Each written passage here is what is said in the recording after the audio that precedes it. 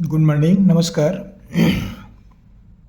ज्यामितीय रचनाएं, geometrical constructions, ये अध्याय कक्षा 9वीं के अंतर्गत पढ़ाई जाती है। ये कक्षा 9वीं में इस तरह से गणित बताए जाते हैं और ये जो हम वीडियो जारी कर रहे हैं कक्षा 9वीं विद्यार्थियों के लिए है।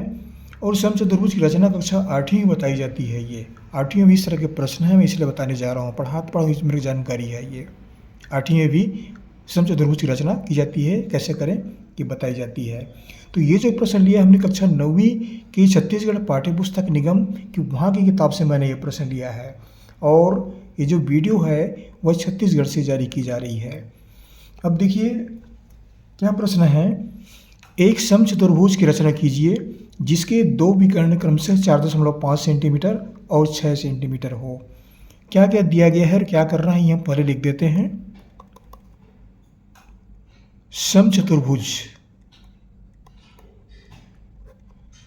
समचतुर्भुज की रचना कीजिए।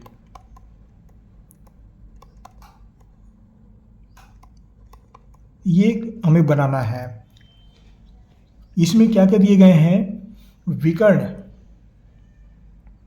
जिसमें दो विकर्ण होते हैं समचतुर्भुज में विकर्णों की संख्या 2 होती है।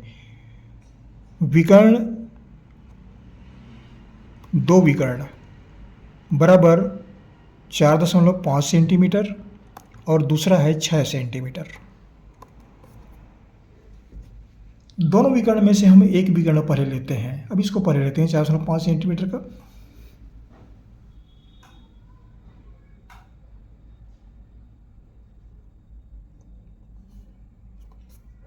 अब यहाँ पर देखिए हम क्या करेंगे। 4.5 सेंटीमीटर का एक रेखाखंड खींचते हैं। ये स्केल आप देख रहे हैं। स्केल में ये 0 पॉइंट है, ये सेंटीमीटर के चिन्ह है, सब सेंटीमीटर के हैं और जो नीचे में दिख रहे हैं ये इंच के हैं। ये तो हम सेंटीमीटर में तैयार करेंगे 0 से लेकर के ये 15 के स्केल में दिया गया है। ये देख रहे हैं स्केल में 15 तक है। ये 15 तक है। ये तो हमको लेना है 4.5 सेंटीमीटर। तो हम 0 से शुरू करेंगे।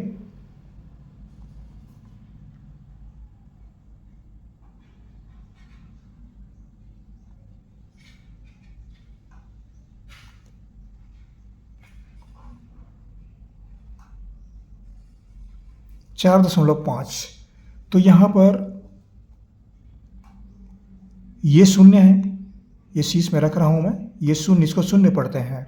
यहाँ तक 1, फिर 2, फिर 3 और ये 4 हुआ।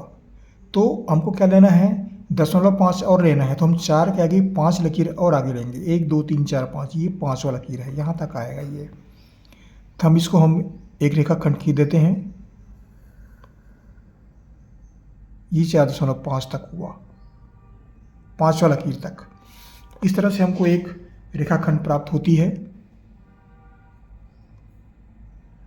इसका नामकरण कर देते हैं AB या PQ, कुछ भी नामकरण कर सकते हैं। यही 4.5 सेंटीमीटर।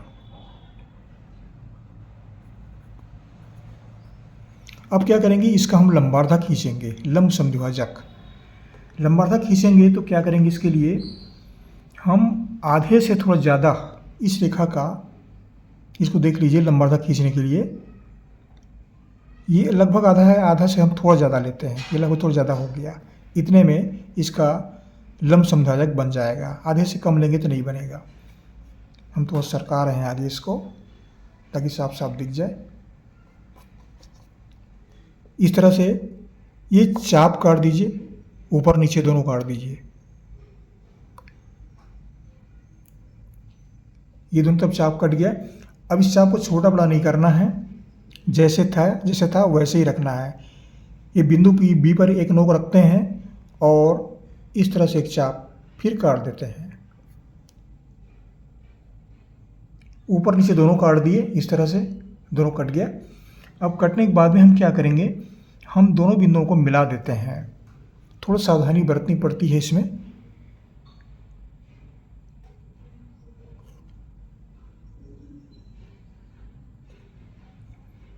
अब यहाँ पर दोनों बिंदुओं को मिलाते हैं तो हमको लंबार्धक प्राप्त हो जाएगा।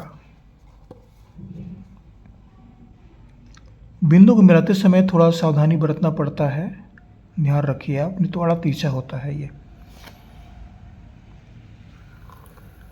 तो ये लंबार्धक हो गया, ये लंबार्धक हो गया। अब क्या करेंगे, AC बराबर 6 सेंटीमीटर है। हाँ, दो विकर्ण 6 सेंटीमीटर, ये दूसरा विकर्ण बनेगा, ये पहला विकर्ण हुआ, ये पहला विकर्ण है, ये दूसरा विकर्ण है, तो ये 6 सेंटीमीटर है। तो ये यहाँ पर ये मध्य बिंदु है, ये इसको दो बराबर भागों में बांट रहा है। तो 6 सेंटीमीटर है, ये 6 सेंटीमीटर है, तो यहाँ से बिंदु O से इधर भी 3 सेंटीमीटर होगा, इधर भी 3 सेंटीमीटर होगा, इधर 3 सेंटीमीटर, इधर 3 सेंटीमीटर, 3 6 सेंटीमीटर हो जाएगा। तो हम 6 सेंटीमीटर का एक चाप फिर बना तैयार करते हैं, 3 सेंटीमीटर का। 3 सेंटीमीटर का चाप बनाएंगे तो ऊपर नीचे दोनों काटेंगे, 6 सेंटीमीटर हो जाएगा। ये स्केल आप फिर देख रहे हैं, इस स्केल में हम 3 सेंटीमीटर चाप लेते हैं।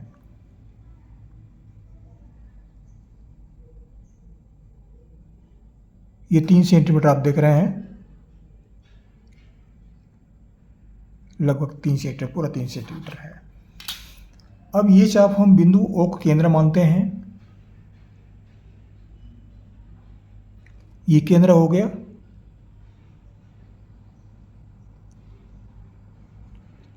इस तरह से ऊपर चाप काट दीजिए, ये कट गया, और नीचे भी चाप काट दीजिए।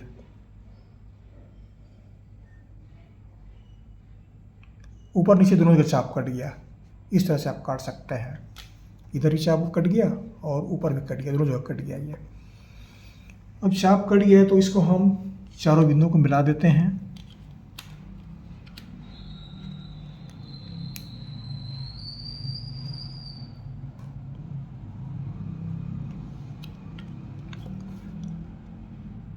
ये चारों को मिलाते हैं तो हमको एक समचतुर्भुज जो है प्राप्त हो जाता है।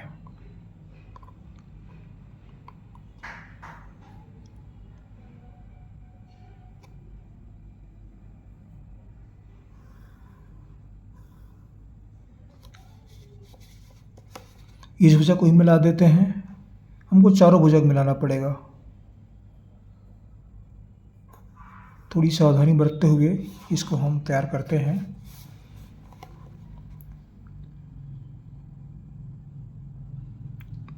अगर बिंदु में भी एक बिंदु को अंदर आता है तो थोड़ा चित्र जो है आड़ा तिरछा होता है वो, लेकिन विद्यार्थियों को शिक्षक जो है नंबर बराबर देते हैं, पूरा देते हैं। अगर थोड़ा बहुत ऊपर नीचे हुआ, कुछ हुआ तो नंबर काटते नहीं हैं, गणित में नंबर नहीं कटता। ये हमने चारों भुजा मिला दिया।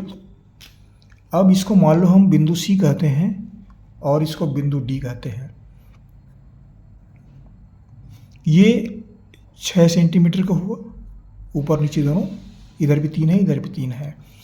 इस तरह से हम समचतुर्भुज की रचना कर सकते हैं। अब समचतुर्भुज क्या है, ये क्या बन गया, ये एक समांतर चतुर्भुज है ये, लेकिन सभी भुजाओं की लंबाई बराबर है, सब भुजाओं की लंबाई बराबर है।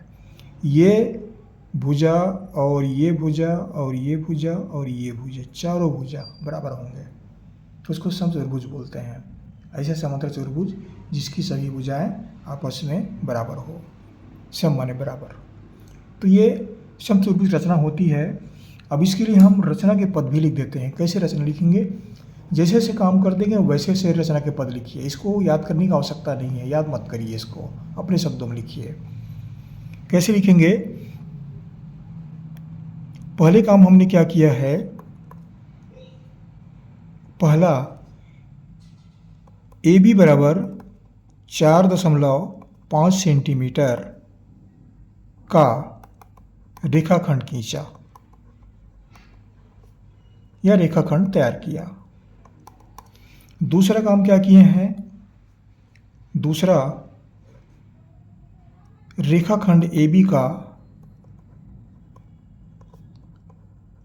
का लंबार्धक या लंब समद्विभाजक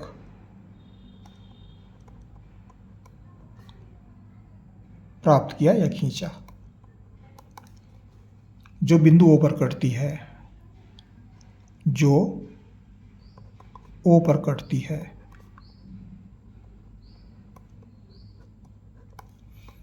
अब तीसरा काम क्या किए हैं,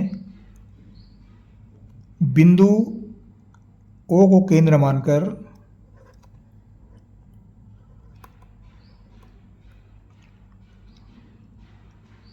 अगला काम क्या किए हैं, तो ये तो लंबार्धक हो गया ए बी, लंबार्धक ए सी। तीसरा है लंबार्धक, हमको सी डी प्राप्त हुआ। लंबार्धक सी डी प्राप्त हुआ।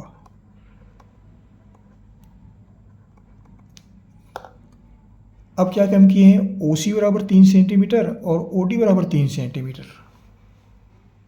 चौथा हुआ ओ सी बराबर ओ डी बराबर 3 सेंटीमीटर का चाप लिया या चाप काटा। हमको ए बी सी डी चारों बिंदु प्राप्त हो गए।